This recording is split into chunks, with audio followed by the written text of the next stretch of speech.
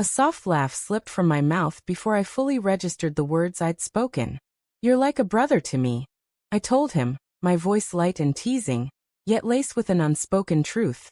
His eyes flickered briefly, a subtle shadow passing over his expression for just a heartbeat.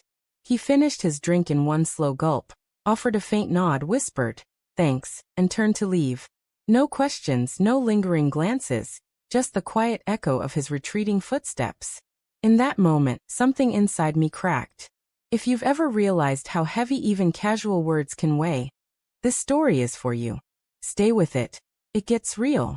It all started one Friday night at a charming little tapas place in the heart of the city. Nothing fancy, just flavorful small plates and the kind of company that makes time slip away. He was a friend from my brother's childhood, someone who knew every embarrassing story from my awkward teenage years.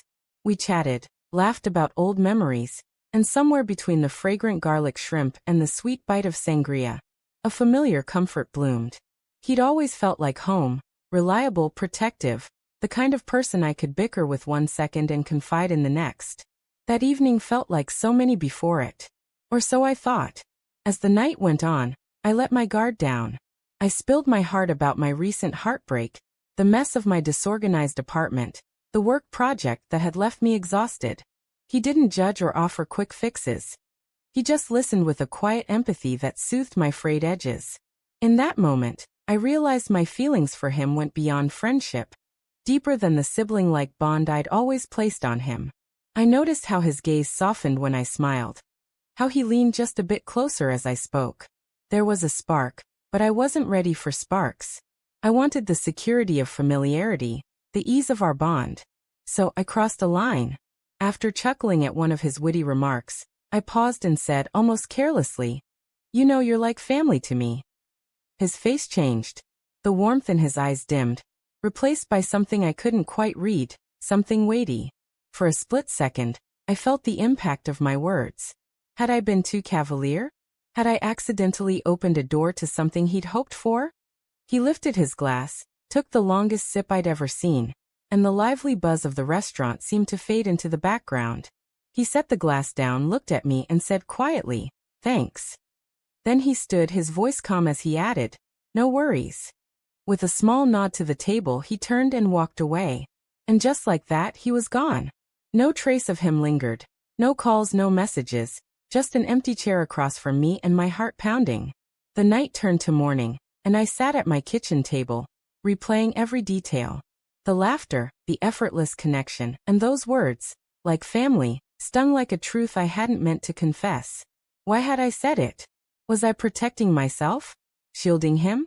Or was I just too afraid to admit what I really felt? I glanced at my phone. No notifications, no texts, his name absent. I told myself he was probably busy, that he just needed time. But a sharp ache in my chest suggested otherwise. My words had made him feel unnecessary, or worse, confined to a safe platonic role. The days that followed felt like trudging through thick mud. I went through my routine, grocery runs, brunches with friends, but every quiet moment ate at me. I hadn't just lost a friend. I'd lost a possibility with someone who truly understood me, who showed up not out of duty but because he wanted to. He didn't try to fix my chaos, he sat with me in it. That night, I'd basked in that comfort and then pushed it away. Weeks later, I spotted him at a mutual friends gathering. Across the crowded room, he was laughing with someone else, so alive, so unguarded. My heart clenched. I missed his laughter more than I could put into words, missed the way he made me feel seen. I wanted to walk over, but I felt like a stranger to myself in that moment. I didn't want to dim his light, so I stayed back, watching him shine in a moment I'd let slip away. Later, I called a friend. "He's here," I said. "Yeah," she replied. "He seems good." Happy. That word happy rang in my ears. The pain wasn't that he was gone. It was that I'd never given us a chance. I'd been so terrified of opening up that I'd chosen a safe label over the messy, beautiful possibility of something more. That night, I typed out a message. "Hey, I've been thinking about you." That night, I said something wrong. "I didn't mean to push you away. I was hiding how much you mean to me. I'm sorry."